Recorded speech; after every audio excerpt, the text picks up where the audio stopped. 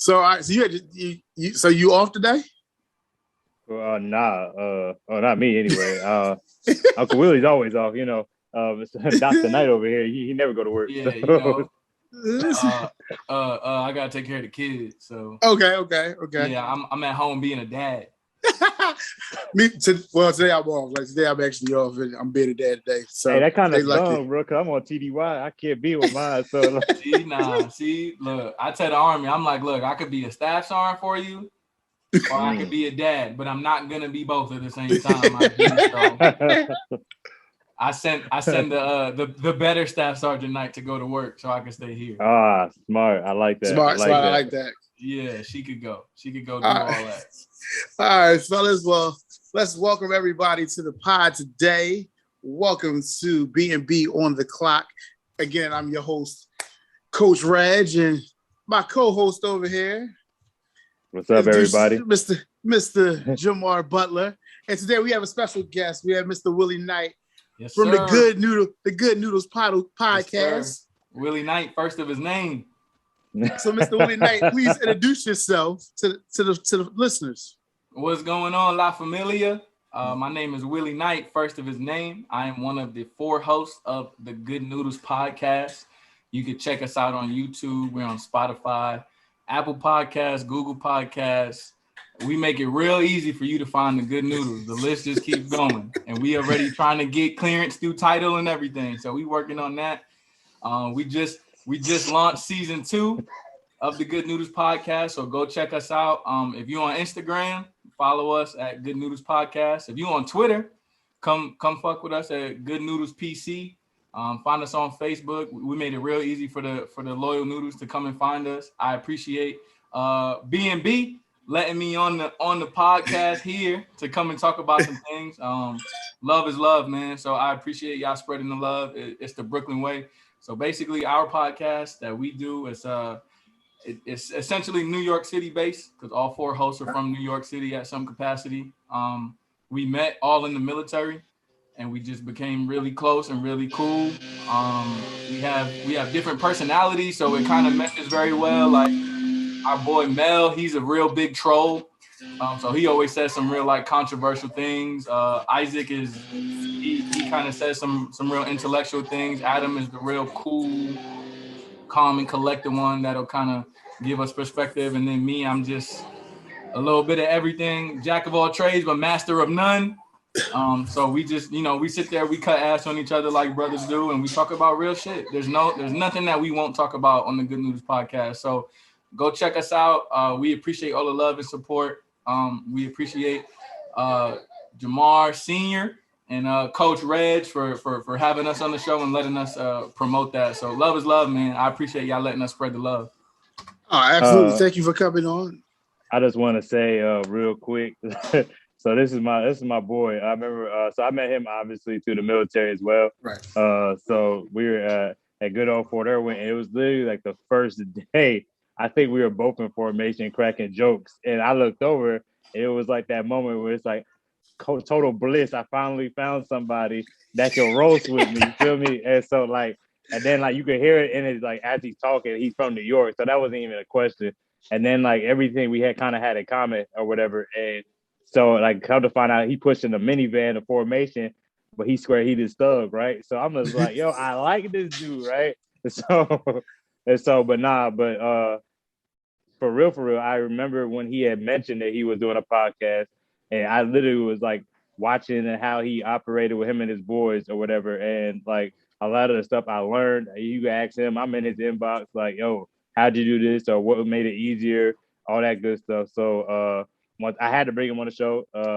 You as y'all will see later on in the show, his takes are very a little shaky and controversial. Y'all gonna like it. But yeah, man, I definitely had to make sure you got a chance. We've been talking about this for a while, actually. We've been talking about hey man, I gotta get on yours, you gotta get on mine. So right. I'm just glad I got the opportunity to do something with it. But oh yes, absolutely. And again, thanks for coming on. And again, shout out to all our first time, last time, and new listeners. We definitely want to shout y'all out, and I hope y'all check out the Good Noodles Podcast as well. Now, since y'all heard it on here, definitely check them out. Thank you so much. Love is love. So our original plan for this show was we would jump straight into Mr. Jabbar's topic, which was homosexuality in the Black community. But then the week happened, and us being us, we got to talk about Team USA. And I'm glad you won because you'll give another perspective on this. We were literally, me and you, Willie, were just talking about this sidebar before we even started. So Team USA, 2 losses. They finally won a game last night. They put together a pretty good game. They had a nice blowout win. They needed that to build their confidence. But how do you feel about this team? And do you think this team can win gold? Jabbar, I'll start with you. Oh, okay, cool. So here's the thing, right? What Team USA needs to do, they need to have a seance and bring this man behind me back from the dead. That's what they need to do, okay? Because that right there, like, bro, I can't believe everybody loves Kevin Durant, but yeah, he can barely lead Damian Lillard and Bradley Beal to, like, the smash. When the last time we lost an expedition, bro? Even when they were doing a little, like, when the dudes were out there beating on their chest, they did a little party dance in the middle of the floor or whatever, and then, like, Team USA smacked them up real quick. It's like New Zealand, bro. Yeah, bro, you remember that? Like, I'm like, bro, like I don't understand. Like, I get it, and like a lot of comments I have been seeing is like, oh well, USA, they're gonna turn it up. No, bro, like, hey, grab the 6th guy, freaking LeBron. They should have picked up Melo. For real, Melo ain't got nothing else to do. It ain't like he busy. He going through a divorce. He need to get out. Melo somewhere trying to reconstruct his marriage. Let him live his life, bro. That's right. Dead, bro. Dead ass. That John dead. Yo, man. Let that ride, bro. He need to get out the country. That's what he need to do. Hey, so he need get out the country is what got him in this situation. Now. I'm about to say get out the country is what got him in this situation. Like, let's be honest. You don't go back to the crime scene, man. You don't do that. Oh, snap. Okay. Right. All right. I ain't got nothing for that. Hey, so hey, but nah, so yeah, I just feel like Greg Popovich, like, first of all, we'll keep it a bean. Like, Popovich ain't been the same since Tim Duncan and company retired. So I feel like he really need to get on their ass and like, hey, like, this is not a game. So I feel like something was said, one of the leaders stepped up, and yeah, I guess that was it. But at the same time, like, something needs to happen. I don't know. But gold, kind of shaky. Willie, what you got, Willie? Yeah, I think gold is the standard because it's Team USA. Like, right. You know what I'm saying? So it's like that's the standard. So that's what we expecting. But she agrees. Like, I don't know, man. I know it's exhibition game, so it's like I know they're not taking it seriously. On top of already not taking it seriously, I don't know. They're gonna sit on Front Street and say, "Yeah, we're taking it seriously. The Olympic gold is like, it means a lot," which it does. I'm not saying it doesn't, but right. Like, come on, son. Like, I don't think they really just taking it that seriously because you let Nigeria, like, stomp on you like that. Like, I understand they only lost by a few, but that's not the point. Like, you supposed to be just straight making and1 highlight mixtapes out of these teams out here. And I don't get, it's a different breed of players out here. Exactly. We remember with the Dream Team, they were playing against each other, and that was their hardest matchup. Right. And the Dream Team had an inter-squad scrimmage and was like, this the hardest competition. The Redeem Team, like, they're just ungodly. Like, I don't understand. Man. That's just some 2K cheat code with your sliders all the way up. That was just right. I love it. So now, we got the best of the NBA that they have to offer, and they struggling right now. Is it really the best though? Like, are we really consider this all the way the best? Like, because you're missing some top guys. Like, you're missing. So take away LeBron and AD. Yeah, that's two Steph. You're missing Steph. That's two good picks, but you missing Steph. You missing Mr. Curry. You're missing. I mean, these are valid points. I can give you a starting 5 that they're missing. Yeah, but what they have, like, come on, bro. With what they have, like, you shouldn't be doing all of this. You missing James. You missing Kyrie. You missing a lot of top guys. who aren't there. Harden too busy getting arrested in freaking wee Paris or some shit. Nah, he's still hurt. Like he's still hurt. That hamstring is still coming off that hamstring. That hamstring. And I'll tell you what, as a Nets fan, let that motherfucker take the summer off.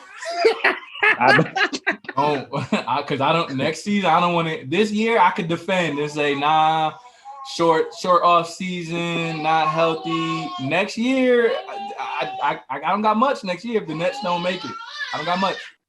Yeah, so I definitely don't know about Gold right now. I don't know. Offensively, they have the firepower to run with anybody, but it's the defense that bothers me the most. Like they don't have bigs. Like for me, they don't have a big that solidifies the paint. Like they're giving up 40 to 60 points in the paint alone. That to me is more of a problem than all the threes they're giving up. That's because the NBA way though.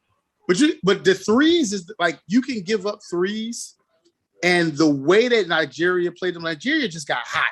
Like I watched that game, they got seriously hot. It wasn't nothing they could do about it. But the 45 points you gave up in the paint was my alarming concern. Like you did that in game 1, game 2, you gave up like another 50.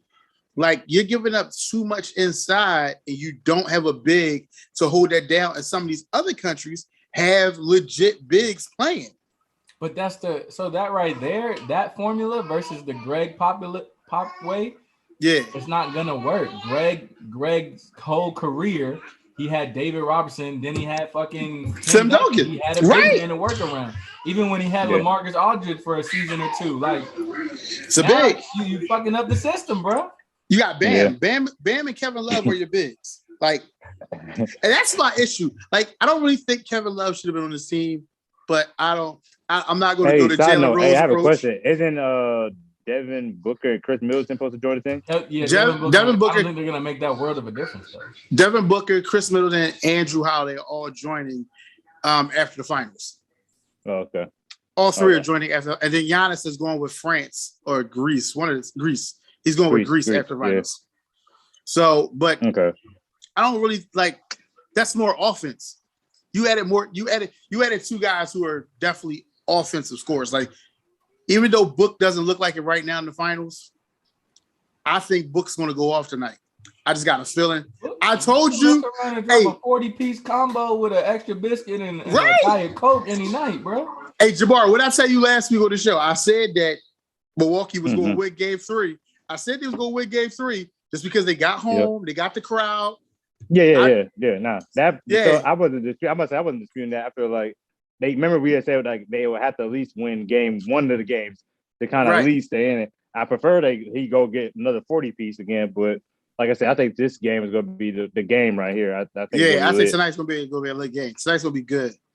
We're going to get into this real quick. topic. I have a question. Okay. I have a real question. One for both of y'all. How do y'all feel about the Stephen A situation real quick? How he was basically saying how he was like pronouncing the African people's name wrong. I don't really know what he said about the baseball player. It was the basketball player, how he was, and then like people like the LA Sparks sisters or whatever, they came out and said something, and then the one boy off the one ESPN show has said something. But my thing is like everybody knows Stephen A. One, I don't think he meant to like be racist, whatever. I feel like people are just being sensitive, in my opinion. Wait. I gotta stop you right there. Okay. You can't say that statement right there after what you said last week about Rachel. Like you can't. Like I gotta hold you to that. But he said it. No, I gotta hold you to that though. But hear me out though. The difference is I was say he could have said it a different way. But he was saying like what Pop needs to say, like go in that locker room. Like we watched some skits on freaking Twitter and all that. How you really supposed to be like you really lost to somebody's name you can't pronounce. That was the message she was trying to say. I was saying that like the difference between Rachel though, she was like she had laughed at the whole whatchamacallit, and then that's why everybody was mad. That was a totally different situation. That's why everybody got their panties in a bunch for real. Because you think about it, everybody was like, oh really? You just gonna laugh at them? But they forgot the meat and potatoes of what she was trying to say. So, but Stephen A's statements, even about the baseball player, even about Shohei Ohtani, the guy they call Showtime, even his statements about him saying that he shouldn't be the face of baseball because he's Asian. That was a little sketchy. I don't think it was that. That's sketchy. I didn't take it as him saying. I didn't take it as him like he shouldn't do it because he's Asian. Because if we talking about it, like you take Shohei Ohtani out the picture for baseball, your top players are still not even American because you have Fernando Tatis, you got Ronald Acuna Jr. Like these are not American-born players. So it's like, but that was Stephen A's point though. His point was that they should be the face of baseball. Like he was saying, like Tatis should be the face of baseball, or it should be someone of color, or it should be an American-born. He was saying like Mike Trout or Bryce Harper or whatever, like the golden boys of the MLB. But I mean, only thing I would say to Stephen A is you can say what you want, but ball don't lie. The ball don't lie. Is balling. He's balling. He's one of the best pitchers in baseball, and he's one of the best hitters in baseball. He's doing it all. Get a Cy Young and MVP. Right. He might win both in the same season, and that is the craziest part about this guy. Like the guy can play, and he should be the face of baseball. Like he should be because he's the best player. He's earning it. He's earning it. So yeah, I just had to call you on that because I was like, wait, you can't just say what you said last week about a person who wasn't trying to really be racist. So if you heard what I said before you sit here, I didn't know what the heck he said about baseball because okay. Follow baseball like that. I was saying what the comment he made about like the whole African player, like I said, first thing I thought about is that skit that the boy did with LeBron or whatever. He went to the locker room and he was yelling at Kuzma, and he was basically saying, "Yo, did you see he met LeBron though?" At the Space Jam premiere? If I was that dude, I would have cried. I would have cried, bro.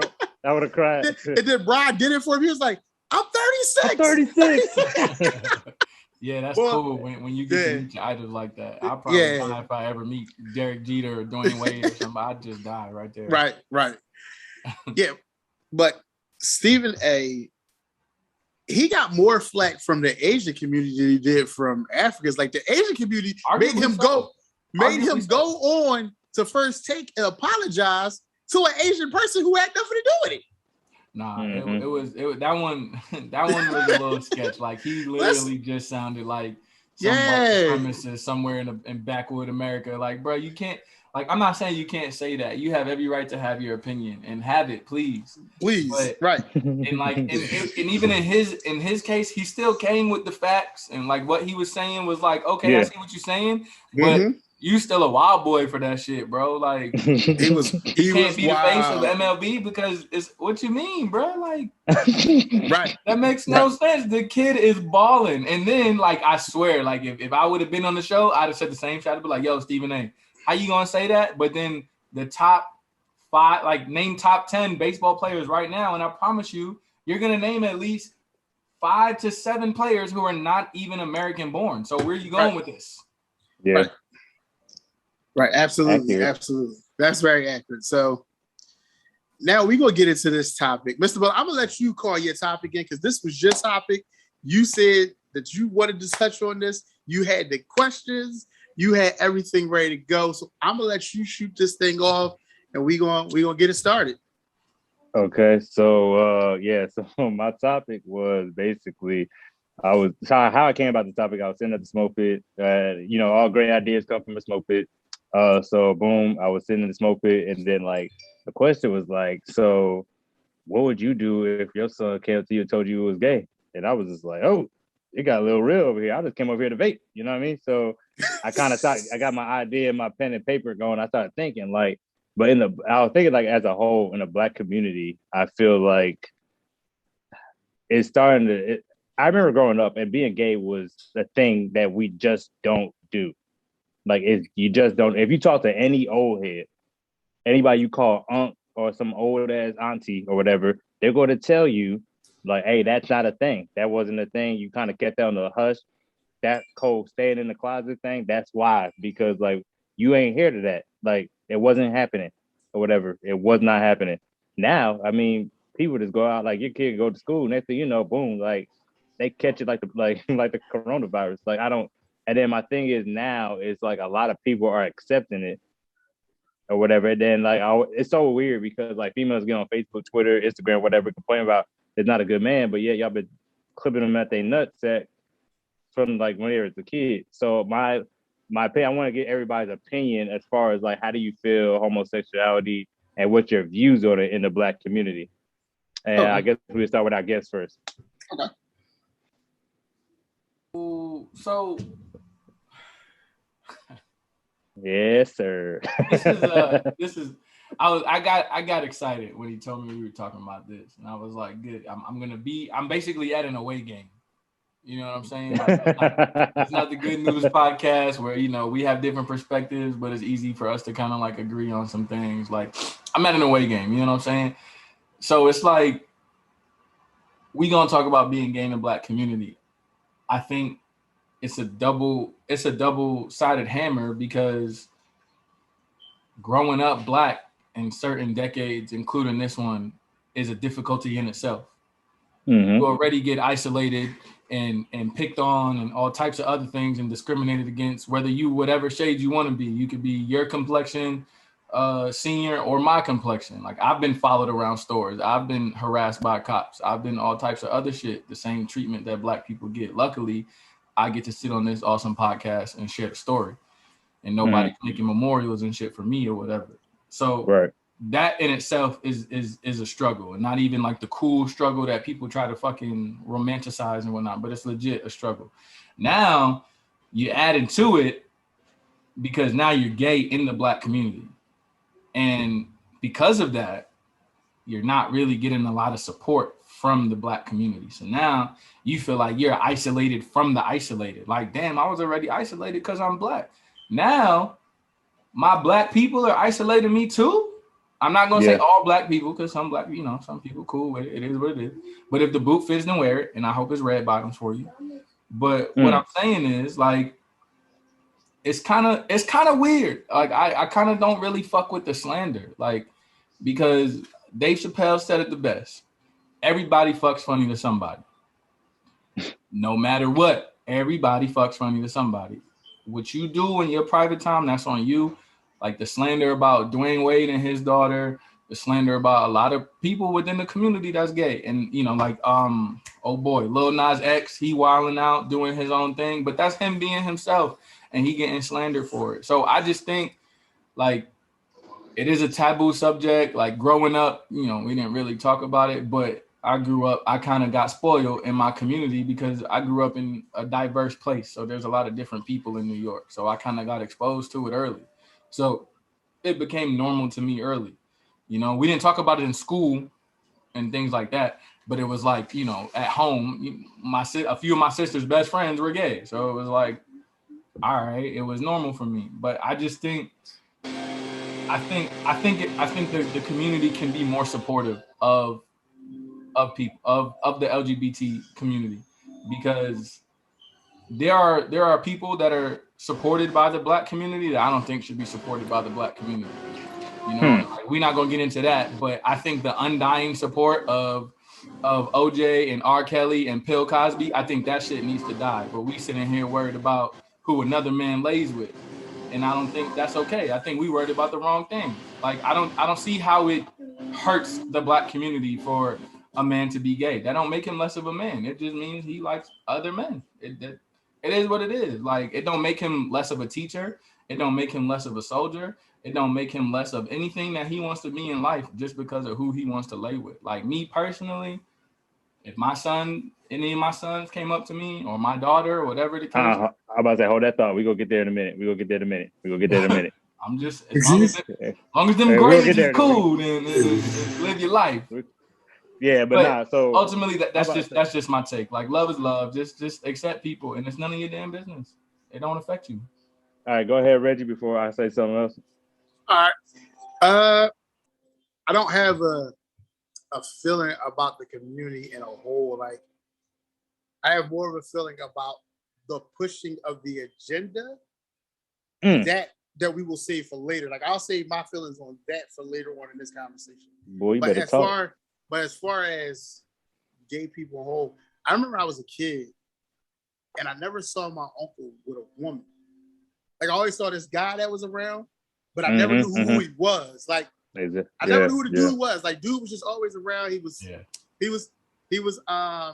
Mr. I don't even remember his name right now, but he was that guy. He was always around. And then when I got older, like I was an adult, I think I was like 24, 25, and he had died. And I asked my dad, like, what happened? So he's like, he passed away. And I was like, damn, like, he was cool. He was like, yeah, he was like, you know, that was your uncle boyfriend. I was like, what? My uncle gay? So I called my cousin, like, yo, my uncle was gay. She was like, who was gay? Like, what the hell are you talking about? I'm like, yo, for real? Like, you don't know either? Like, so that was like how, to me, like, I never knew about, like, I knew there was gay people, but inside my family, I didn't know until I became an adult. And then you start finding out, I mean, I got gay friends. Like, I served with gay guys in the military. Like, didn't know they was gay. We had a thought. Like, one guy I served with, we had a thought that he was gay. Like, we all thought it. But he would go to the bar with us. He would try to talk to girls like we did. Like, he did all the things that we did when we were in. And then, like, 2 years after we got out, he was getting married. And he was getting married to a guy. I didn't have no different feelings towards him. Like, yo, I went to war with this dude. He watched my back. He made sure I got home. Like, so I will never have a different feeling about him because he just sleeps with a man. Like, that's just his choice. That's his God-given right. Like, we all have the right to make a decision about who we want to be with. I could never say, I know we're going to talk about kids, but I could never say to a kid of mine, you can't do that. Like, why not? Like, if that's what you like, yeah, I might feel some type of way about it as a parent. Like, damn, like my thought was you going to be X, Y, and Z. You going to have this. I'm going to have this many grandkids and all that stuff. But what if that's not in their plans? What if that's not their thought or living? You can't dictate how somebody lives. You just can't. I'm gonna let you go, brother. Yeah. So 2 points you guys made, and that kind of segues into like my next way to drive the topic. So y'all both made points about the past, right? So like I said, back in the day, like you said, it was like a hush hush thing, and like I didn't really understand the LGBTQ elemental P community until I joined the Army. Legit, we were in basic, and it was the first like dude that he was doing like the extras. You know what I'm saying? We knew he was gay, right? And it was like weird. And I was just like, it was my first time. Like, even in school, like I never seen a gay dude. Lesbians to me were fine, I guess, as a kid, because that was every little boy's fantasy, right? You wanted to see two girls kiss.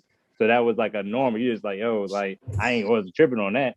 But it was like when you see a gay dude, and you're like, bro, what you on right now? Like, it was one of those. So I feel like now things obviously with social media and everything, and people starting to come out. We've had Jason Collins to Michael Sam, even in sports, to this new dude who's trash on the Raiders coming out. Like now, as I feel like everything is being like kind of pushed heavy. So like both of y'all said, like I feel like the agenda is definitely being pushed now, and it's like I feel like in the Black community, we're kind of like you said, Knight was like both of like we're Black, and then you want people to like and be a gay, and then like it's like one of those things. Like for me, I was like I always joke, but I kind of find a sense of truth to it, where you like it's kind of you got to pick a struggle. Like you being both, like you putting a bigger target on your back, but the agenda is being pushed or whatever. And I feel like being gay is one of those things where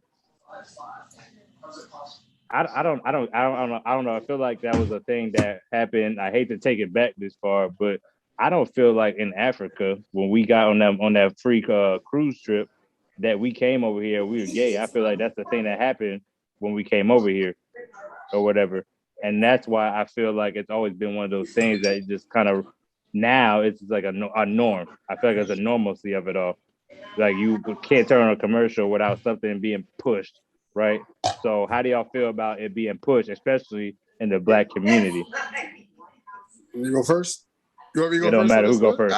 It don't even matter. So bro. I am like I seriously dislike the agenda that they're pushing and pushing the gay community on everyone. If it was just like a natural thing where it was just out here, but every other commercial, even to the point where they're putting it in cartoons now. Like they're not allowing kids to be kids anymore. Like not even just in the gay, not even just in the black community, but in the world. Like every other commercial, you see a male gay couple, not a woman gay couple. You see a male gay couple. They are pushing the male gay couple on us more than anything. And most times they're interracial. So they're not even in the same race a lot of times. They're interracial and they're gay. So you're trying to give us the double entendre of, oh, we want you to respect people being interracial, but we also want you to respect them being gay too. Like we want you to take in this gay side, but we want you to look at them and be like, hey, they're black and white too. So black and white love can mesh just like gay love can mesh, and they can all be one thing. But they're two totally different things with two totally different hatreds. Yeah, and people don't seem to understand, like interracial dating has always been a no in America since forever. Like even back in the slave days, you had the slave owner who had a mistress who worked in the house to take care of his kids, but then would get her pregnant because he was sleeping around with her. Exactly. Or you had the slave owner wife who had a slave out in the field that she liked, that she was in love with, because he was the big, strong, burly black man playing in the field, and she loved to sneak him in the house to get him some. And then when the slave master found out, because the baby came out a color that wasn't to his liking, he was ready to kill the dude and not his wife, because he said, how the hell the slave get in my house? But the slave can't get in your house without your wife. So there's always been interracial dating has always been an issue. Thank you, son. Oh my God. He made sure I can't get it. Right. That's my guy right there. So, and now we're talking about gay love, and I hate calling it that though, but that's what it is. Like, like we say black love is amazing and black love is genuine, and then we say gay love, but it just should be love in general. Like it shouldn't matter who you sleep with, but you don't have to push it on her, because some people just aren't comfortable with seeing it. So what's the difference then? You just said black love and this love and that love, but gay love. Exactly. But the term gay love shouldn't have to be a term. You see what I'm saying to you? So just like the term, it shouldn't have to be a term. It should just be love. It all should just be love. Like, but we're trying to be black excellence, black this, black that. We black. Hey, you sound real all lives matter right about now. I don't sound all lives matter because I'm not all lives matter. All lives matter right about now. Yeah.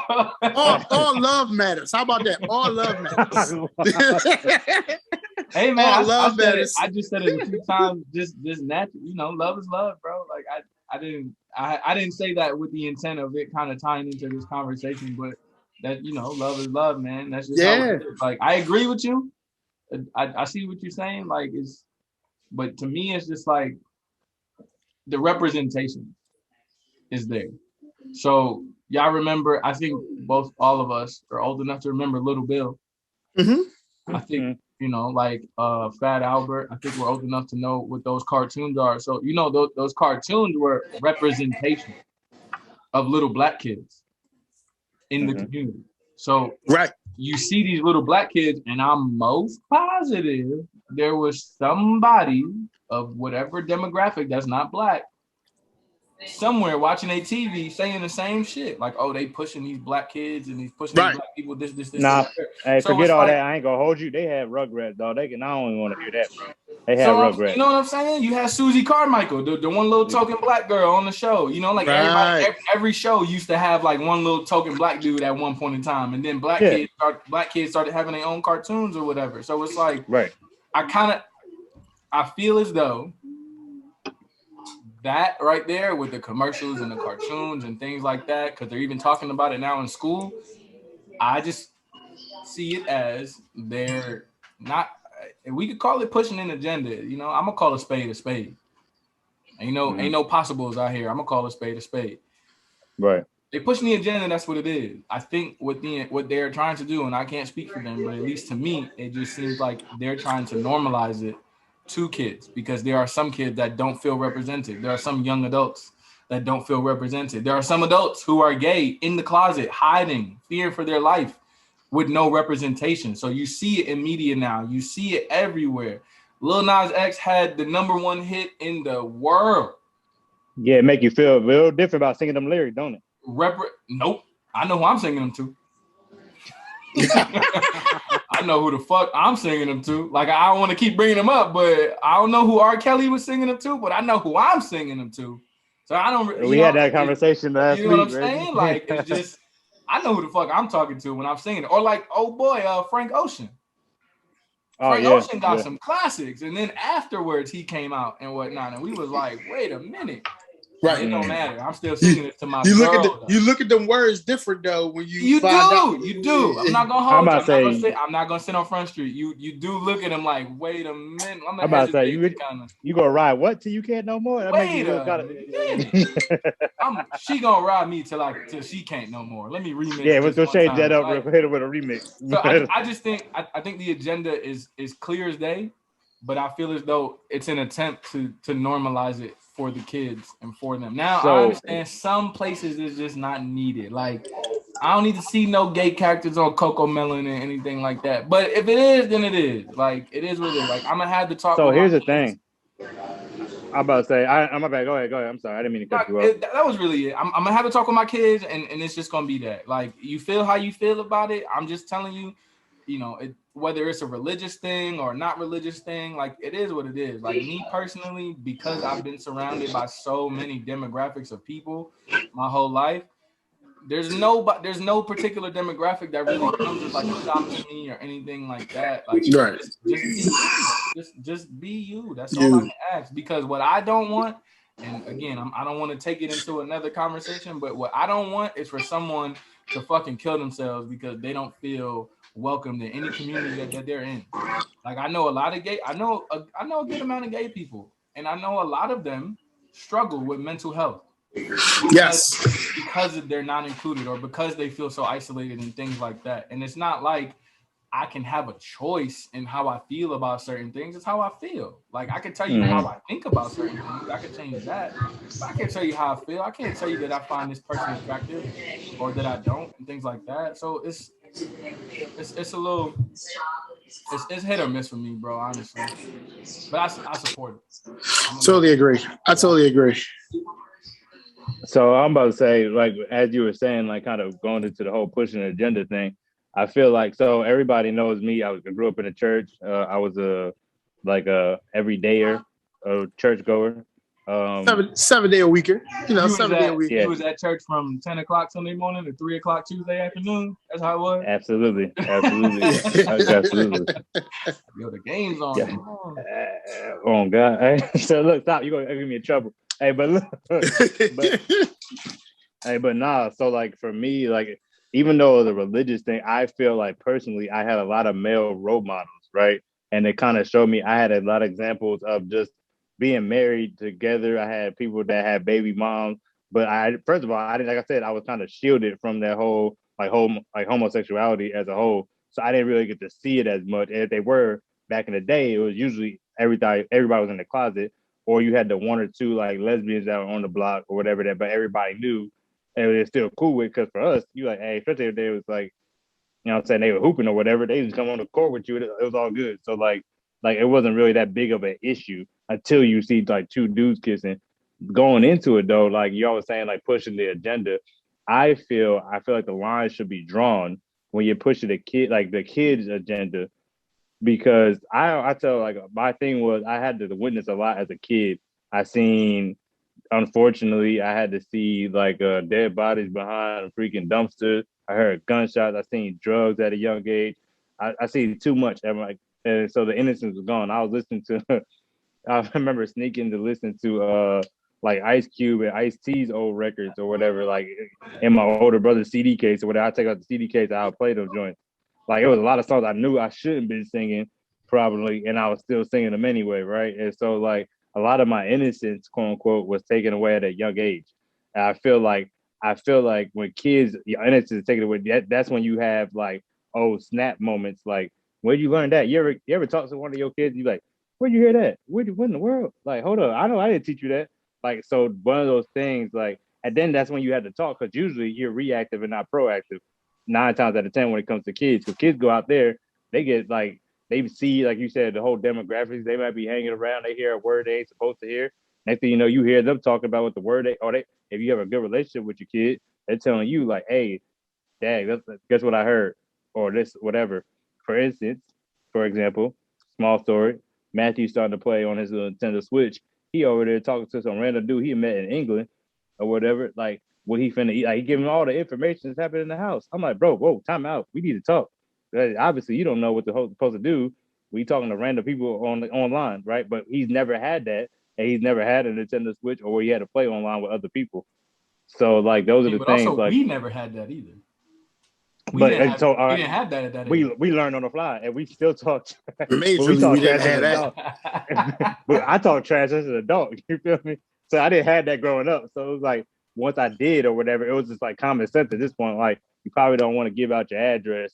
I remember when we had chat rooms that you had to put ASL on that bad boy. Like, you probably don't want to do stuff like that or whatever, because there's always some creepy dude on the other side. So with that being said, like, the agenda, I was telling Reggie, like, you can go on Disney Channel. They got like the first like transgender this, and then they have where like on Nickelodeon or Nick Jr. they got supposed to be gay. I remember they said SpongeBob was supposed to be a gay symbol. Like, now it's just getting ridiculous to the point where you have your kids watching the show. You're like, I had a conversation. Samantha's 8. She's not even in 3rd grade yet. I gotta tell her what a lesbian is, because everybody was saying that Elsa and old girl were gay. Like, bro, like, come on.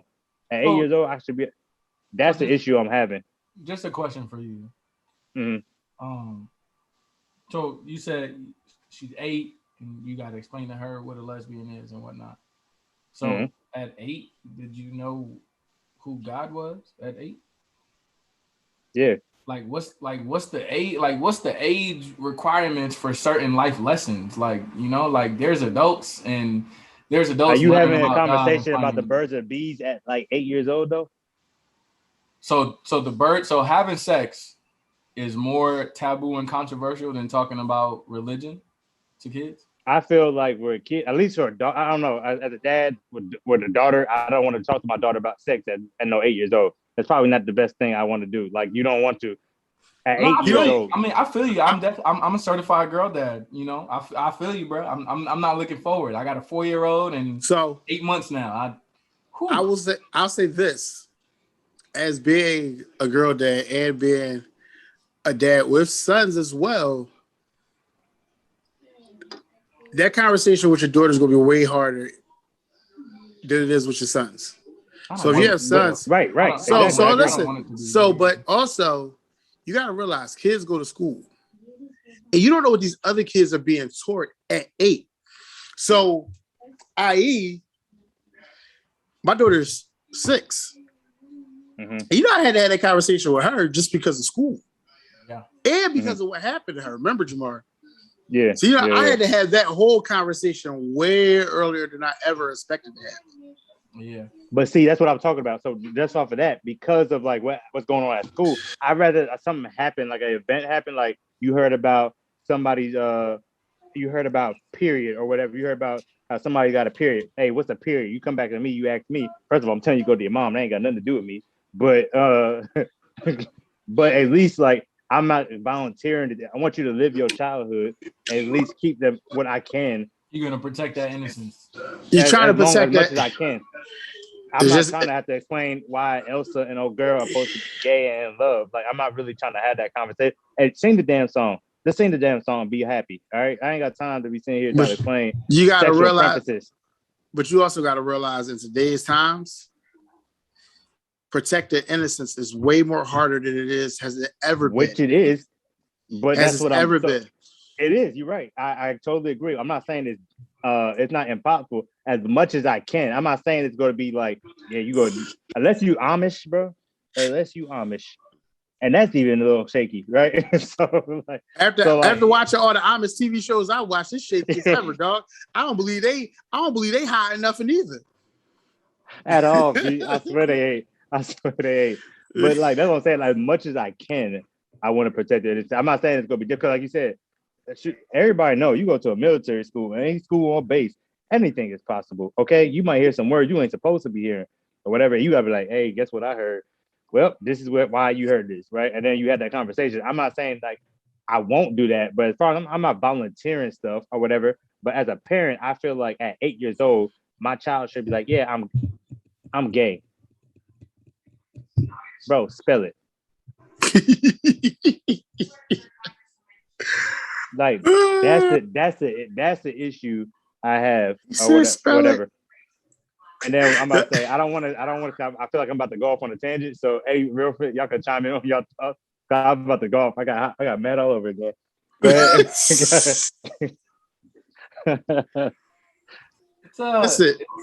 just with the kids. With the kids, it's different. But I think at least letting them know, like you were saying, like parents are more proactive or more reactive than they are proactive, and that's a fact. Mm-hmm. So it's like we kind of have it like, okay, when should I start talking to them about these things? And those things usually come up way before we were planning. But I just think it's up to you, the parent, to kind of like really talk to the kids. Like, I don't think you can talk your kid out of being gay. However, I don't think that either. You know what I'm saying? Like, you can at least let them know. Like, at least, like for me and my kid were to do it, I'd just be like, look, like who you love is who you love, but don't go and treat nobody's kid like a fucking fool. Like I raised you like a idiot. Like, just treat them how I would. Like, if my son came up to me and said, yo, Pops, I'm gay, I'd be like, okay, treat him the way we've been trying to raise you to treat a woman. Like, don't, like, just do what you got to do, bro. You see how I treat your mother? That's how you should treat. That's how you should treat. That's how you should treat your. And you seen how I was brought up. Like, so you know what's right from wrong. If my son came home the day of tomorrow and be like, I'm gay, yeah, it would kill me on the inside. As a man, it killed me on the inside. But I'm not going to love my son no different because that's something that he wants to do. That's good that you're transparent about it, though. Like it would kill me on the inside. Like, it would murder me. Like, it would, listen, I would feel like I did something wrong as a parent. All that stuff would come into play. Right. I'm not going to lie to you. Like, I would be on some, oh my God, I can't believe this. Like I'd probably be in the room with my wife having the whole conversation and losing my mind. But in front of him, I wouldn't give him none of that. Because I don't want him to feel the burden that he has to be with someone he doesn't want to be with to make me happy. I already have enough with him in sports trying to get him to realize, like, you don't have to play a sport to make me happy. Like, man, you can be a musician, or you can just be a great student, and I'm gonna be happy. Like, and also a good person. Yeah, and be a good person. Like, but to add this extra part in there where now you in love with somebody and you feel like you can't be in love with them because you think that I'm not going to like it or respect it. Listen, like, I can't, as a parent, I would feel like I failed my children as a parent if I came off that way to them. And that's my biggest fear, is failing as a parent. You're not giving them the love and right. support. Like, that's when I feel like that's where we really fail. It's where it's like, because this is who you are, as long as you're not a serial killer, a rapist, any weird shit like that, you will have my undying support to be who you are. Like, yes, I think universally it should be that way amongst the Black community. Like, yo, my G, like, you started a business, I support you. You dropping a mixtape, I support you. You going to D1, I support you. You laying in bed with another man, I don't agree with it, but I support you. Like, right. You know what I'm saying? Like, yo, you looking at old girl in the kids park this kind of way, I will kill you. Like, I just feel like, you know what I'm saying? Like, we got to draw the line, like, where it needs to be. I ain't gonna hold you, though. I ain't doing the mixtape, but everything else, yeah, I support that, though. Man, I support you, senior. I ain't gonna lie to you, bro. I support too many mixtapes, and I got them as coasters and shit now. I ain't got time to be supporting everybody's dreams no more.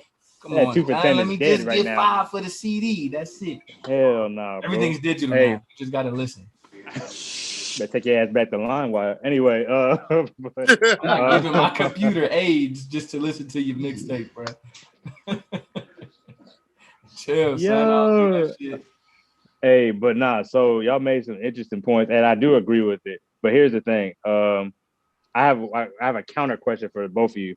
Why do you feel like, with all that being said, why do you feel like you didn't turn out gay? Like, why? Like, why do you feel like you saying like if you were to? Yeah, I want to know why. Like, what are the factors that you feel? Can I give you the real Willie answer? Yeah. Give us the real answer, because I don't even know this question right now. Like, the real answer is because pussy is amazing. Right.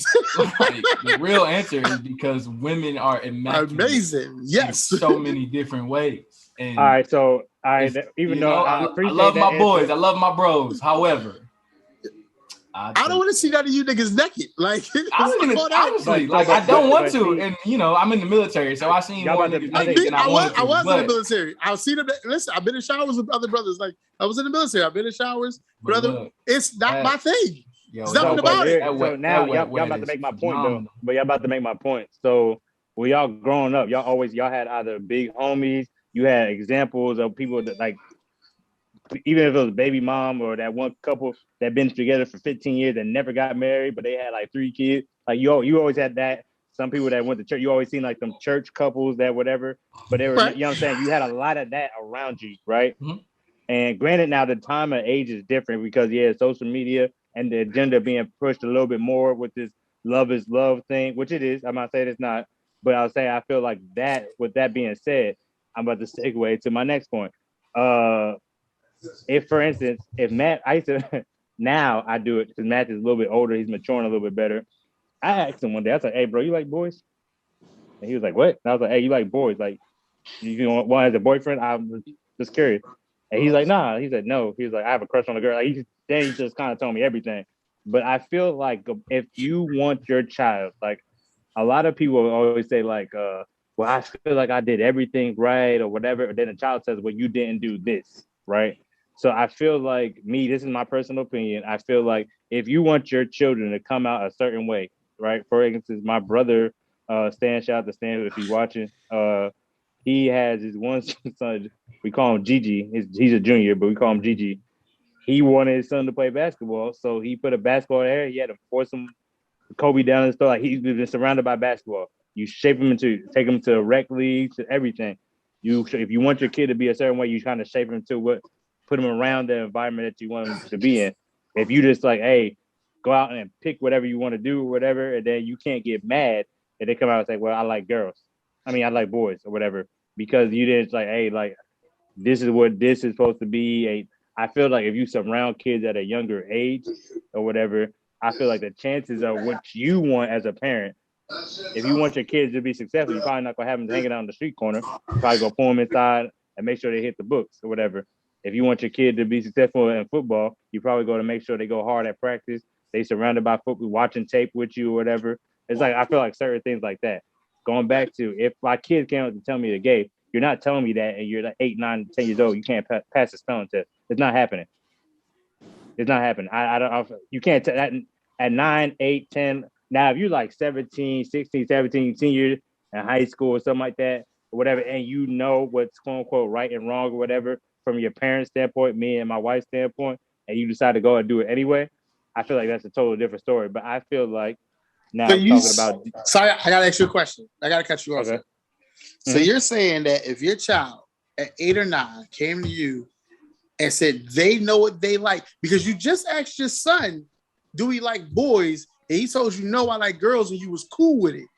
But if your other child came at 8 or 9 and said, because Matt is how old? 11? Matt just turned 10.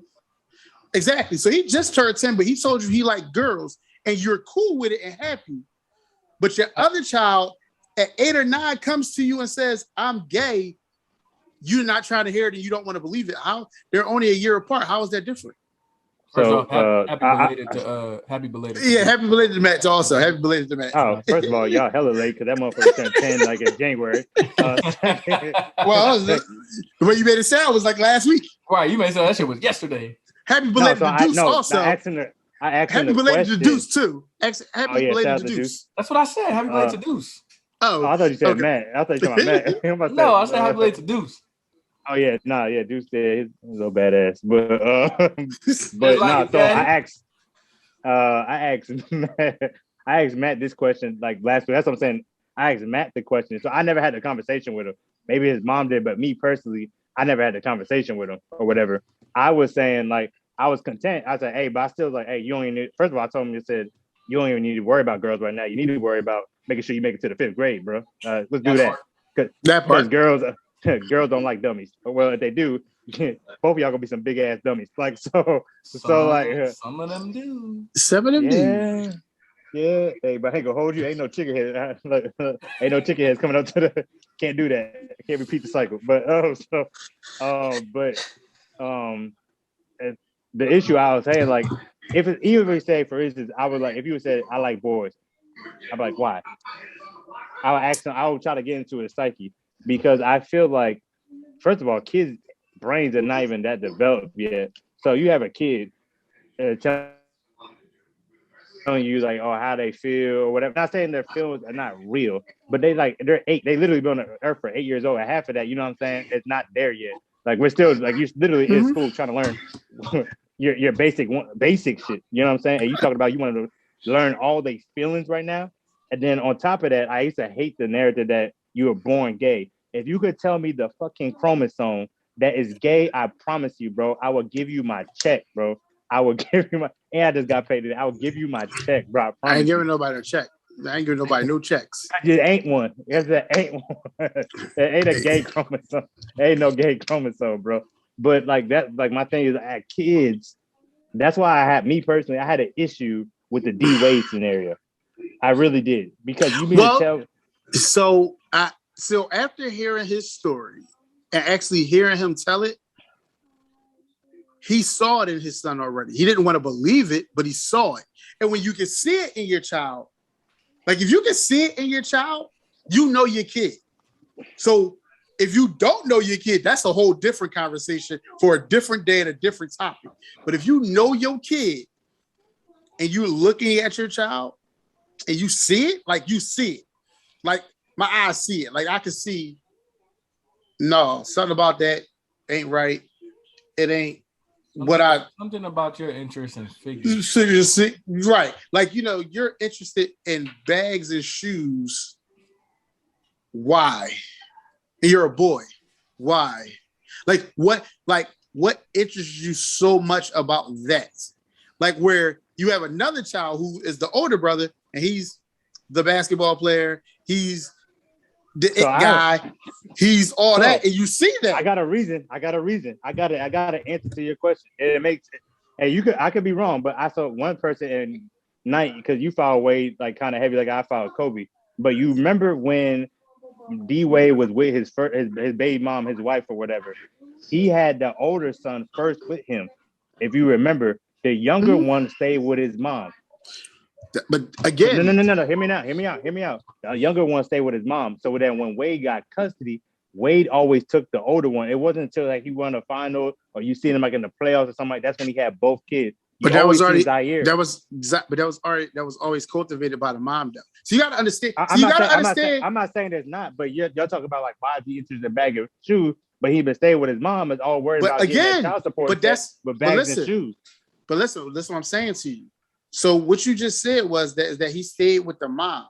So the mom put more of that feminine side into him. So you have to understand the parenting of it as well. So okay, now you. So if we go in there and the dad is not in the house, and you're with mom, and mom is not trying to make you a man. Okay, mom is trying to make you her buddy. There is a difference. So you're going to have that child when they get with dad, he's going to see it like, oh, wait. And at that point, D Wade was already too late.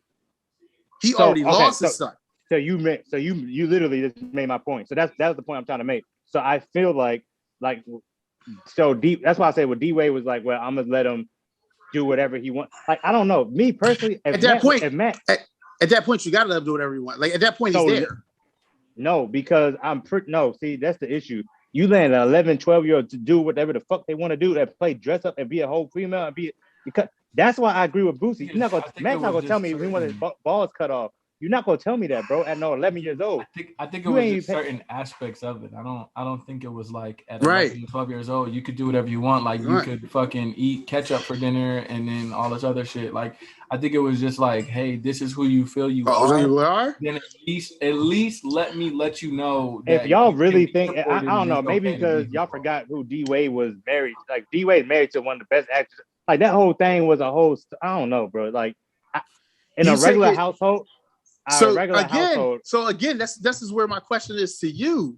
So this is where my question is to you as a parent.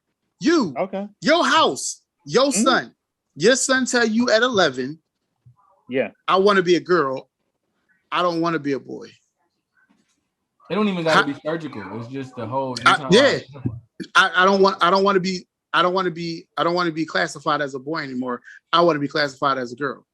Because that's what happened.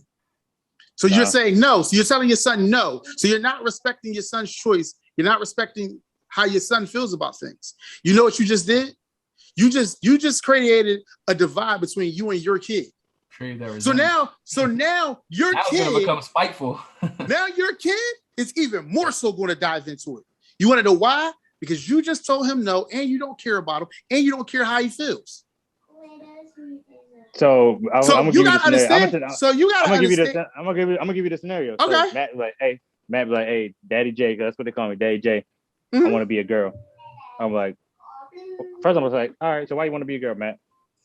Oh, that's the way I feel. Matt, you felt like you just wanted freaking chicken for breakfast this morning. Like I'm not really trusting your decision making right now. You felt like you wanted leftover pizza. Like you're still a kid. You're still a kid. Trying to make grown person decisions. That's my problem.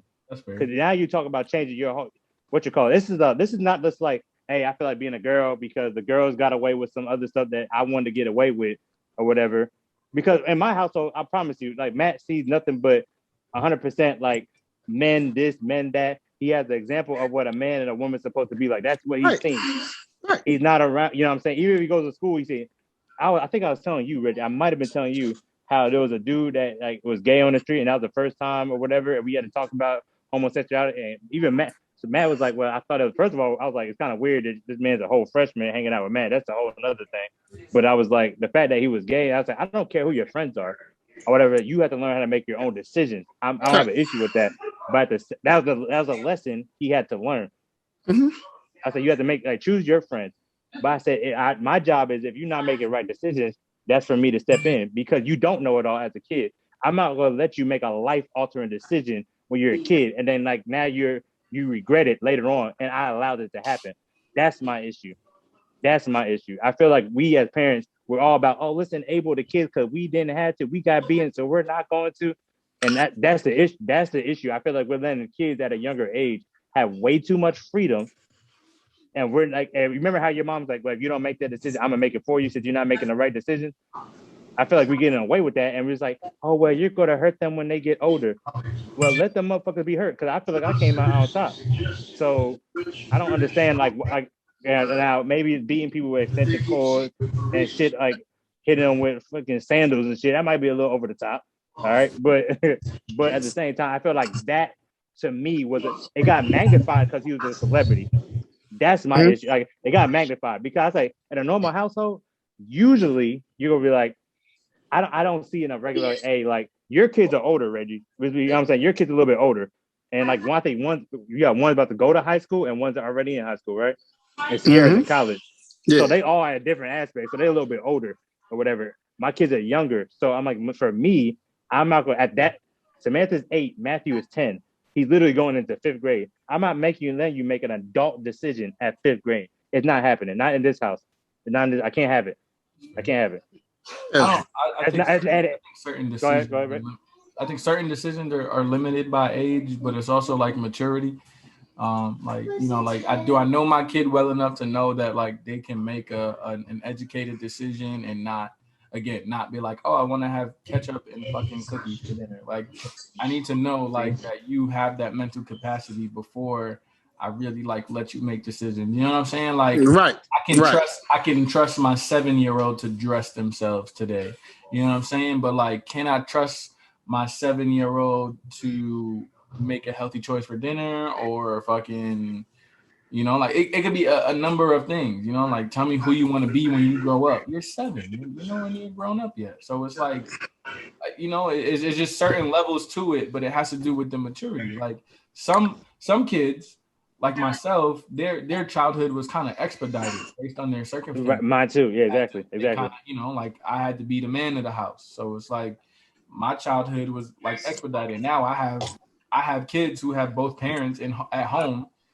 They, you know, so the some of the things I had to do, I be having them do, but then I'm like, oh wait, I was doing that because like I had to do that. I was trying to help out the house, like you know, like you don't need to do that. I'm just teaching you responsibility and whatever. So it's like there's that part too. There's a lot of aspects to it, but I don't know. Like I think if my kid is feels so strongly enough about it that they want to come talk to me about it and tell me like, hey, like this is the feelings that I'm having or whatever, like I don't think it's up to me to tell them like, nah, fuck out of here. Like I don't think anything you know, like some things I'll have to change, like obviously, but like I'll still give them that freedom when it comes to who you are, because I can't tell you who you are. Like I don't know if I turned out the way my mom wanted me to turn out. I have no idea.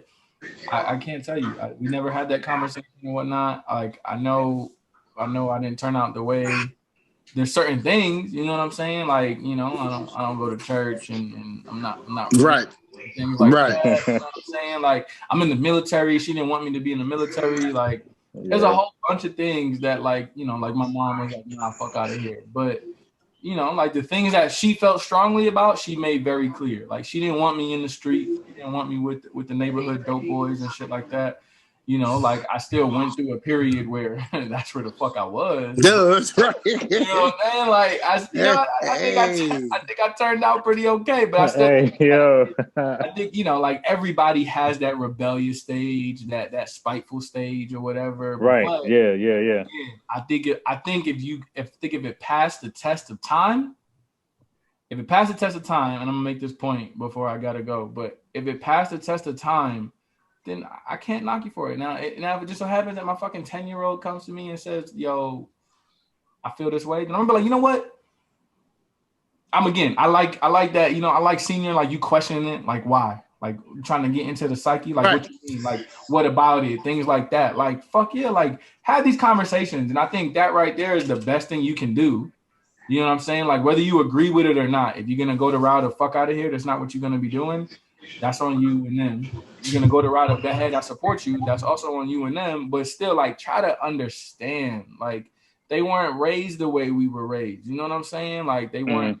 It's not the same generation. It's not social media. It's not we outside playing tag and manhunt all night. Like it's not what it is anymore. Right. So therefore, the way my mom went about it, I can't go about it the same way. I kind of got to figure it out. So I agree. Get into the psyche. Into their head, like what is it about it, like that you feel this way? And ultimately, I'm gonna always advise a parent to let their kids be themselves, like encourage them to be themselves. Now, again, unless they want to be pedophile, serial killers, like that, like, fucking stop. Exactly. Relax. Exactly. Like, I support a lot of different people. I just don't support terrible people. Those shits. Like you could die slowly. Like I will skin you and wear you to your funeral. Like fuck out of here. Like I definitely agree with questioning it and having a conversation with your kid. I totally agree with that. Like I totally agree with that part. You have to I always believe you have to know your child. Like you have to know your kids. Like your kids, like I sit down and have conversations with the kids just to have conversations with them, just because exactly. I want to know who they are. Like they're not raised the way I was raised. Like, listen, like I ripped and ran the streets in Philly. Like I was always outside. It was never a time where I was in the house. Never a time where I wasn't on a basketball court or on a bike or doing something with my friends, going to the mall, like these kids don't do that. So their fun to me is like you sit in the house on the game doing what? Right. You got your cell phone pointed at the screen, at the ceiling, I mean. You got a cell phone pointed on your lap on FaceTime pointed at the ceiling. It's 7 people on the FaceTime. Y'all got the Xbox controller in your hand. You got your headphones on with one ear off so you can hear the phone, but you also want to hear the people that's on the game talking to you. Like, I don't understand where that's fun. But to them, that's the life.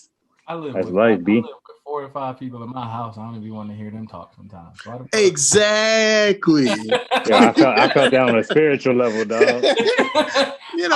I love them with all my being, but sometimes I don't want to hear none of y'all talk. Listen, I say that all the time. And sometimes they come in with the weirdest stories and I just be looking at them like, that's the one thing I had to learn as a parent. Like, stories. So I had to call my dad. I had to call my dad. Mine is real quick. It's like where they be like, "Hey, watch this," and they only jump like 2 inches off the ground. Like, bro, you're grounded, dog. I ain't gonna hold you. Listen, Angel shit will be like, "Oh, I want to tell you a joke," and I'll be like, "Angel, if it's not funny, you have to give me 25 burpees right now." Listen, I had to call my pop one day, and I was like, "Yo, did I just come in the house and tell you random dumb stories when I was a kid?" And he was like, "Yeah." He's like, "You did." He's like, but I sit there and listen to him, like, because that was what you wanted to tell me about your day. Yeah, I got. And I'm like, that it's okay to come to me and talk to me. I'm like, because I be sitting there and I listen to my son tell me the stories, and I be like, so, like, what was the outcome? Like, what did y'all solve? like, where did y'all come with this? I'm not gonna hold you. I'm just real disrespectful sometimes. Me too. They'll be talking. I seen it in person, dog. I seen it in person. Oh, with me or with him? Both of y'all. It'll be at the end of the story, and I'm like, "Oh shit, you were still talking." Yes, I'm sorry. Fuck. I was supposed to be listening, but I wasn't. Like, yeah, I zoned out. Yeah, I zoned out. I'm sorry. I'm about to say, y'all know my favorite line. Matt be talking. I be like, "Dang, that's crazy. That's crazy. That's crazy." I hope I said don't really watch this, because if you watch this episode, I might not have a friend no more. Hey, keep telling Pop the stories, man. He loves them. They annoy him sometimes, but put them on. Listen, man, but yeah, like. Hey, you said you had to go, bro? Yeah. I gotta run the Barstow now. Oh man. All right, go ahead, grab that milk from Walmart, dog. I appreciate you coming on the podcast. Yeah, we thank you for coming on the podcast one more time. Shout out your show. Let everybody know where they can find you at, find your team at. Go ahead. Hey, once again, it's your boy Willie Knight, first of his name, one of the 4 hosts for the Good Noodles Podcast about a band of brothers from New York City that came together just to talk about real shit. Anything under the sun is what we're going to chop it up about. You can find us on Instagram at Good Noodles Podcast, Facebook as well. You can find us on Twitter at Good Noodles PC. We're on YouTube, Spotify, Apple Podcasts, Google Podcasts, Breaker, Anchor. We coming soon to Tidal. Just stay tuned for us. We appreciate the love and support that we get from our loyal noodles. I really, really, really do appreciate being on the B&B podcast with these gentlemen here. And look, I can't explain to you how much I appreciate y'all bringing me on the show. I know when you creating content, and sometimes like you get real protective of who you allow on the show and things like that, and who to get involved with or whatever the case. So I appreciate y'all letting me come on early in the show. And if you watching and listening, I tell you right now, do not wait until these boys is popping to want to hop on the wave. Get on it now. Be a loyal fan of the show. Interact with them. Promote. Because I tell you what, I tell y'all one thing. If I tell y'all anything, I'm going to tell y'all this. It's going to be real funny when the people close to you not supporting the way that some strangers will be supporting. Absolutely. Y'all are family and friends of these 2 gentlemen right here. Support them. Show them support. It's free to share. It's free to like. It's free to comment. If you gonna post about Cardi B and Lil Uzi and all types of other shit, then post about the homies too when they putting out content. It's free. They're not asking you for a dime. This show right here is gonna fucking take off in due time. And I hope y'all was watching from the beginning, so nobody could say they acting different and none of that shit. So, yeah, exactly. Again, love is love. I appreciate y'all having me on the show. I look forward to coming back. I look forward to having y'all come through on the Good Noodles podcast in the near future. Can't wait. I can't wait. I definitely appreciate it, man. Y'all take care. All right, man. Have a good one. Yes, sir. So that was my boy, Mr. Willie Knight. First of his name. We still saying that stupid shit, bro. First of his name. What a four. What a four from their podcast. Yes, sir. But yeah, so hey, y'all go check out his podcast. Like I said, I appreciate his comments that he said. Just to kind of hurry up and continue on with the conversation, though. First, I want to clarify. I'm not sitting here saying that I would disown Matthew. I want that perfectly clear. I feel like I don't think nobody got that for the show. Hold on. First of all, you attacking me like I was the defense. Okay. First of all, I was giving you devil's advocate like you like to do. So that's first of all. So yeah. I ain't mad at that, but I'm not gonna disown Matt. But I want y'all to understand. First of all, I think I've said it on the show before. I'm an old school disciplinarian, and it's not going to change overnight. I'm not going to say I beat my kids with switches and belts and all that. First of all, they go sit their ass on their wall. Okay, shout out to my wall for staying strong because their asses be on it. But at the same time, what I don't approve of is that we in the Black community, because we feel so pressured of getting like, oh my gosh, you're a bad parent. Oh my God, so, like we get all that from the outside. We care what people think, and we raise our kids based on how we feel society wants us to raise our kids. I feel like if you want your kid to be a certain way or whatever, you need to take time out as a parent to show them what you think right looks like. If you let the streets raise your kid, the streets will raise your kid. I completely agree. They're going to feel pressure. There's going to be stuff. I can't wait for Matthew to sneak his first blunt. I can't wait for Samantha to come home and say she's drunk. I can't wait for it because I'm here for it. I'm ready for it. If they come home and tell me like, hey, I like girls or I like boys, we going to sit here and have a conversation about it. But like y'all have said, I need to make sure, one, that you are the mental capacity. You can't even tell me how to clean your room and separate whites and colors. Yet you want to talk about you like boys. Get the hell out of my face, bro. That's what's going to happen. But at the same time, we talk about when you're older and we starting to understand what the dynamics are. And you come and tell me, all right, we can have a conversation. But I know if I'm your example, your mom is your example, you didn't get that from us. So I need to know where you're getting your information from. If I have time, if I can correct it, or like you said, like for D Wade's son, it was too late or whatever. If you still, way too late. You know what I'm saying? And I agree with that, but I feel like the reason why he got so much like leeway with his son is because D Wade didn't want the slack of the LGBTQ community on a celebrity scale to come at him wrong, and that's what I felt. That definitely played a part. Big part. That played a big part. He just retired. And he was a good dude. Everybody was like, oh, D Wade this, he showed him love. This come out. If he would have said something bad. But he took even more slack because he allowed his child, and he's still taking slack behind it because he allowed his child to be his child. So you can take the slack of a community or you can take the slack of everyone. And in his case, he just said, well, who cares? Like at this point, it's his child. He was already too late in the game because he's even said it multiple times. He said he saw it when Zaire used to come over and he just didn't know what it was. Like he saw it. Like he saw all the stuff leading into that day when Zaire came up to him was like, I want to be a girl. Like, I don't want to play basketball. I don't know what his Zaire. It's not Zaire. Zaire's the one that plays basketball. I don't know what his other son is, or I don't know what it is. Something. I don't know. Yeah, I forget. But it's not Zaire. My fault. Correction, not Zaire. Zaire's the basketball player. He's the bull. He's the boy that's playing with Brownie. Like, my bad. Yeah. But yeah. So, like. But then again, too, it's his kid. At the end of the day, it's his kid. And it's his kid. It's how you raise your kids. Like, you can't tell someone else how to raise their child. Like, that's their child. Like, it's their responsibility to raise their kid their way and how they see fit. People can have an opinion because that's what people do. People are allowed to have opinions. Shit, we have opinions sitting on this podcast.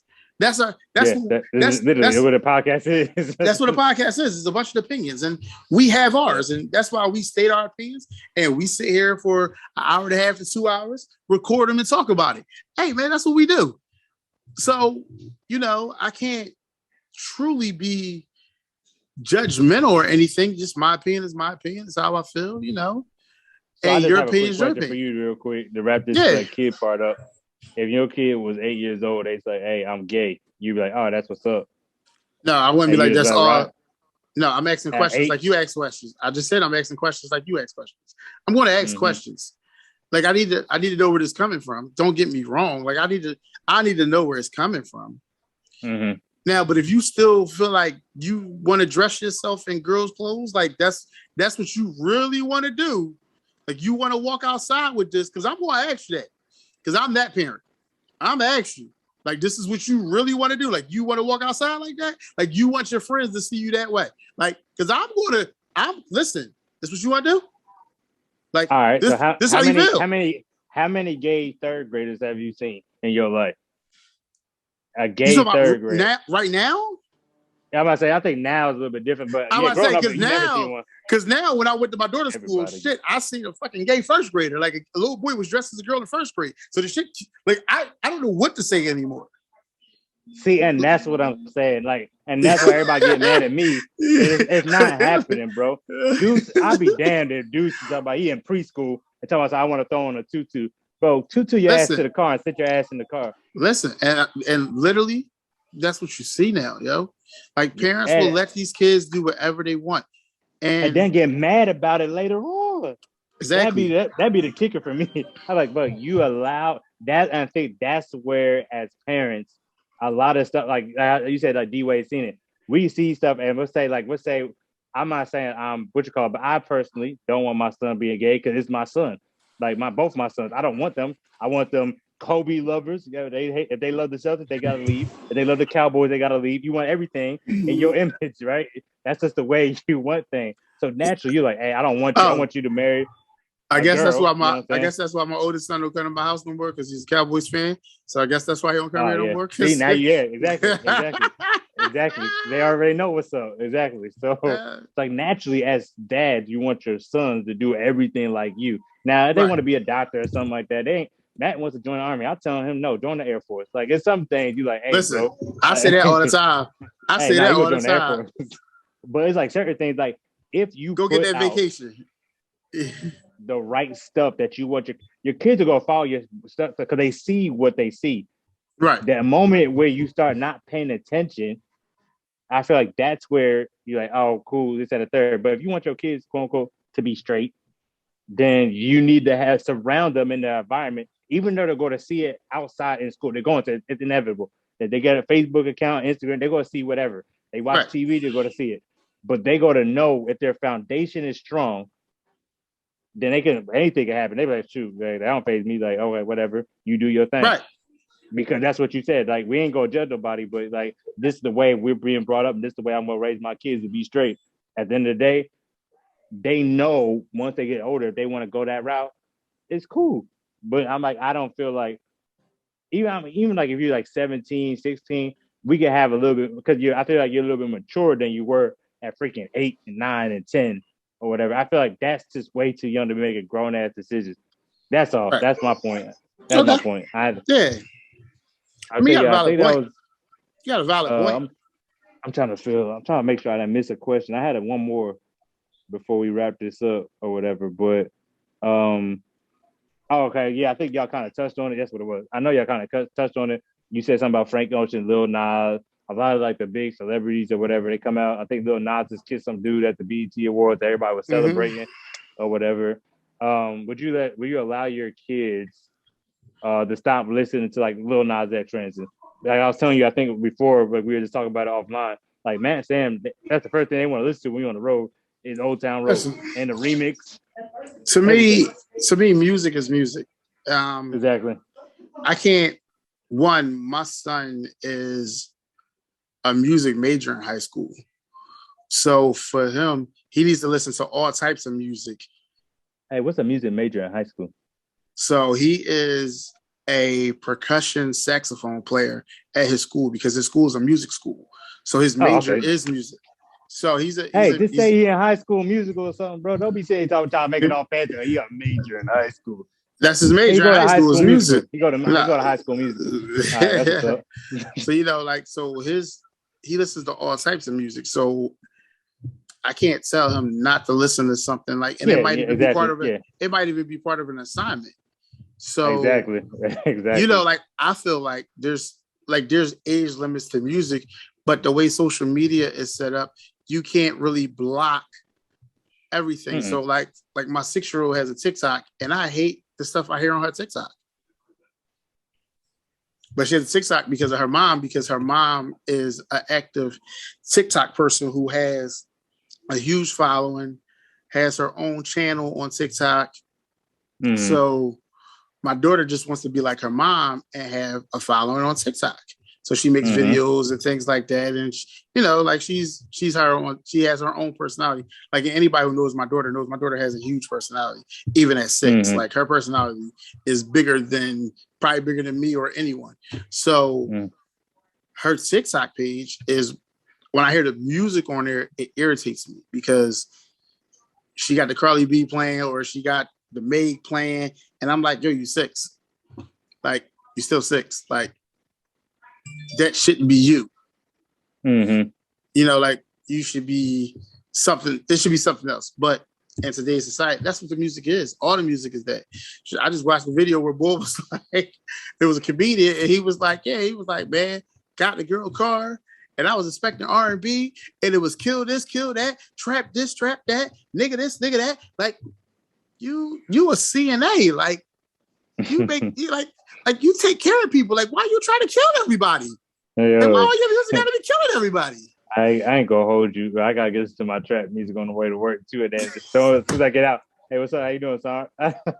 Right. So, funny. Like it's you gotta be able to evolve with the times almost. And there's things that we wouldn't like or we weren't able to do when we were kids. So we looking at our kids like, you definitely shouldn't be able to do that crap. But times are kind of different. Kids are different. The times is different. But if you hold home your core values, you should raise a child in the vision that you see them see fit.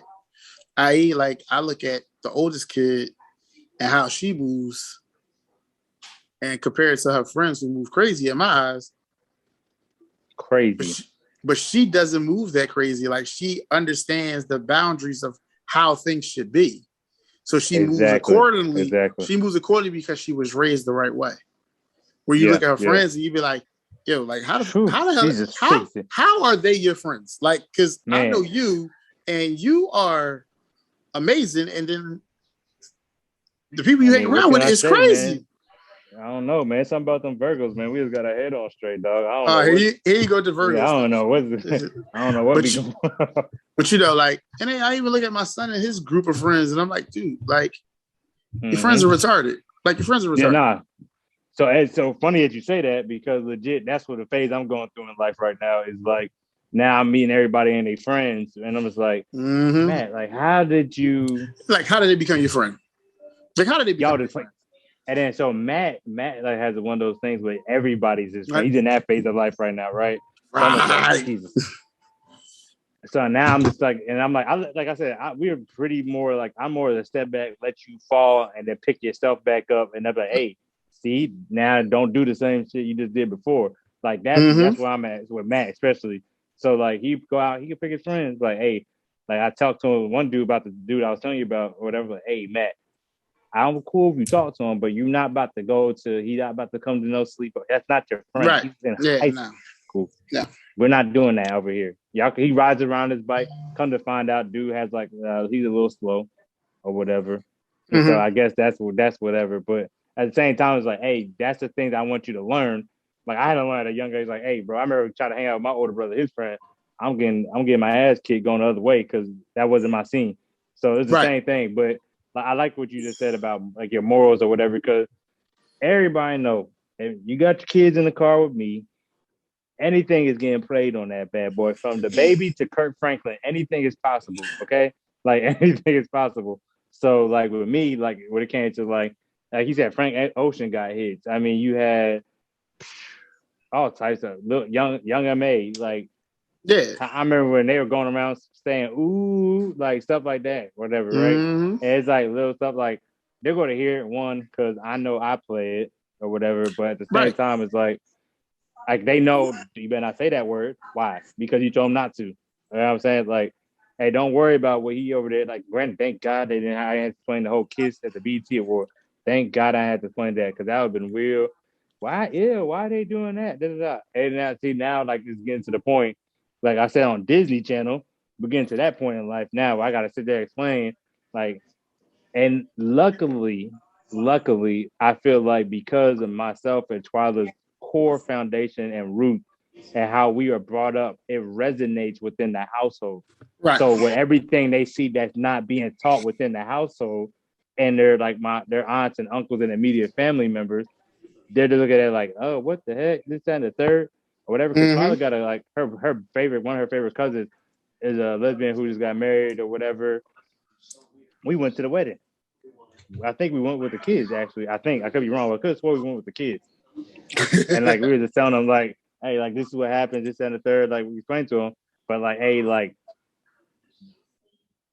I'm not saying this is what right looks like, but this is what me and your mom believe in. This is what we feel y'all should go in this direction. Like we didn't say it like that, but I feel like actions speak louder than words sometimes. You see how whatever, and I always tell Matthew, like, hey, bro, you see this?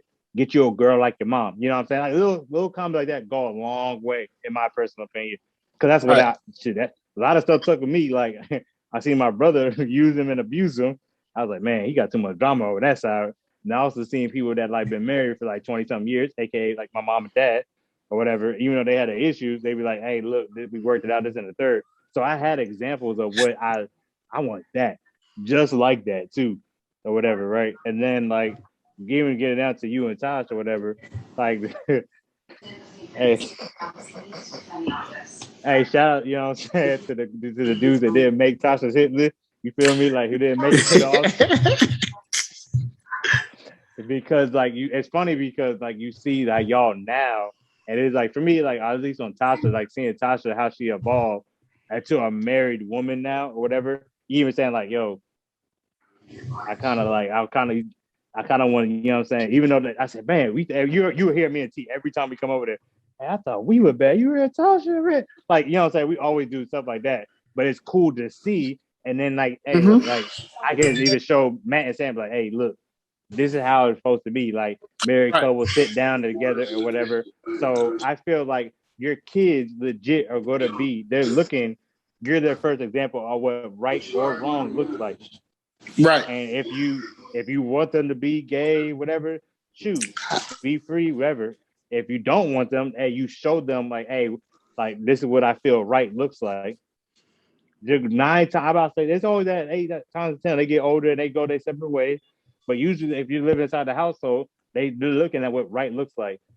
I can't even Sierra bring home her little stupid little boyfriend or whatever. You know what I'm saying? Like I like him. Leave him alone. He's all right. He's all right. All right. Here you go. Hey, the motherfucker talk. He got on the photo. Say, hey, what's up, bro? Hey, if you don't back the hell up, bro. Hey, ain't no one getting no goddamn warning. I was hot. I felt betrayed. Okay, felt betrayed. Sarah, I hope you watch it because I felt betrayed. You can't do blindside like me. Like, shoot me a text message first and let me know what's going on. He's a nice kid. He's a nice kid. Jalen's a nice kid. His name's Jalen. He's a nice kid.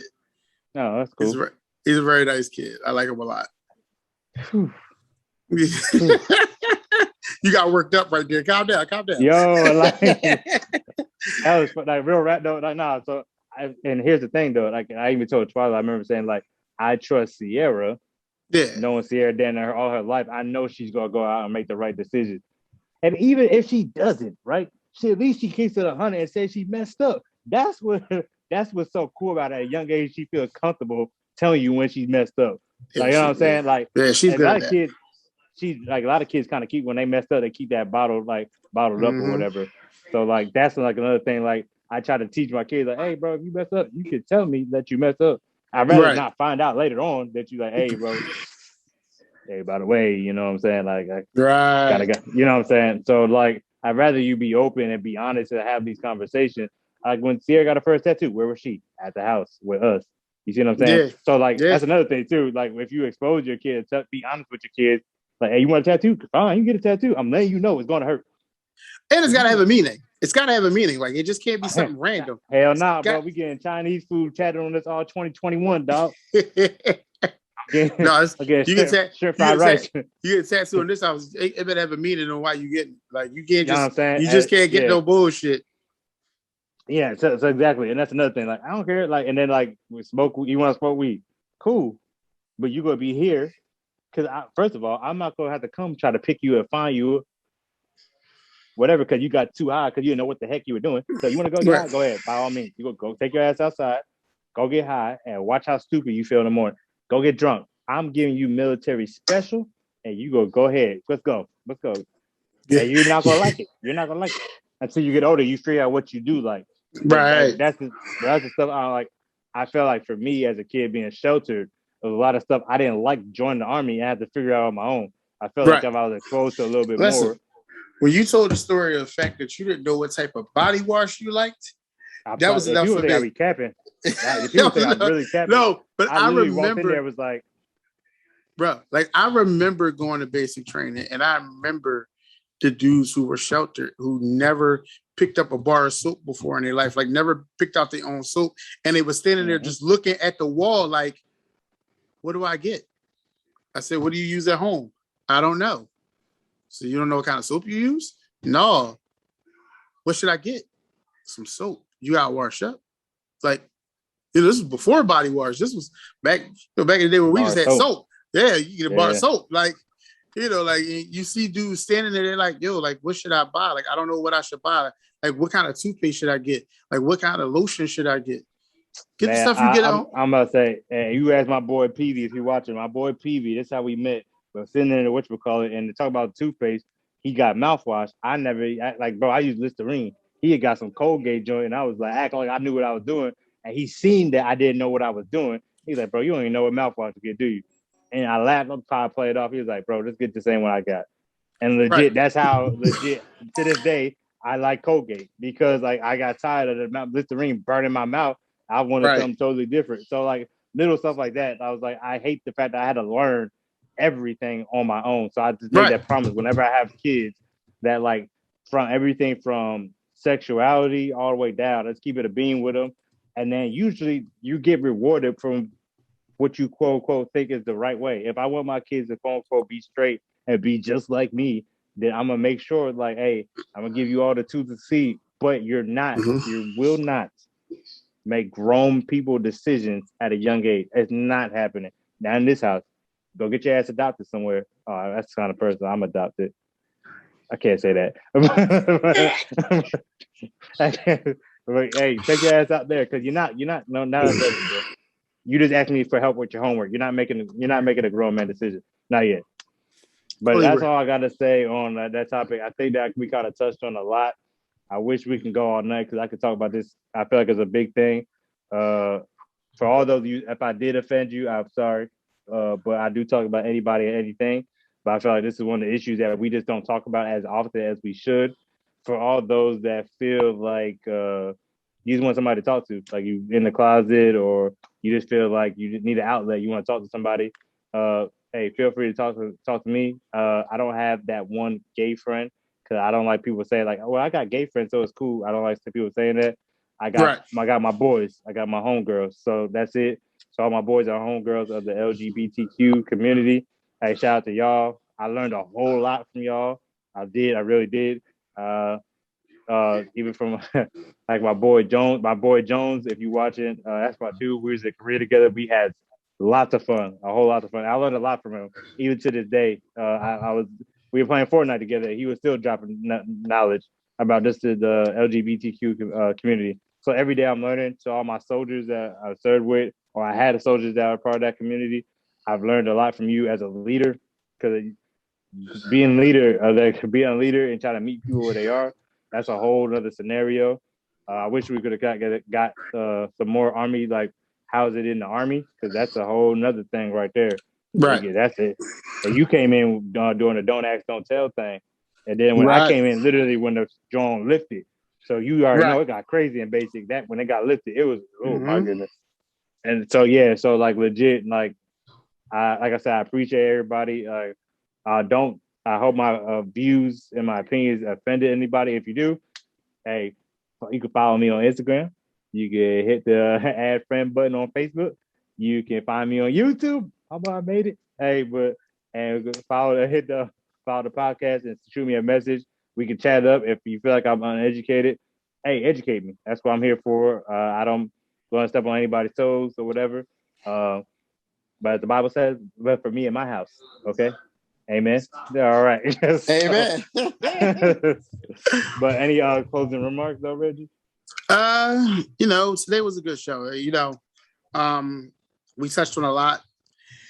I hope no one was really offended by anything that was said. I hope that people can see that we are coming from a father's point of view. So, and as a Black male point of view. So I want everyone to understand those two key things. Like, we're Black males first, we're educated Black males, and we're fathers. So we have a wider base that we talk about and touch on things. So I hope everyone can understand that. And if you do feel offended, you always know you can hit my Instagram handle. It's right there on the screen. You can hit me on Facebook. You can shoot the podcast page a message and one of us will answer. Like, we're never going to shy away from the comments, the criticisms, whatever it may be. Mm-hmm. Our show is based on what we said. We're here to talk about topics, whatever it may be. We going to talk about it and we going to give our opinions.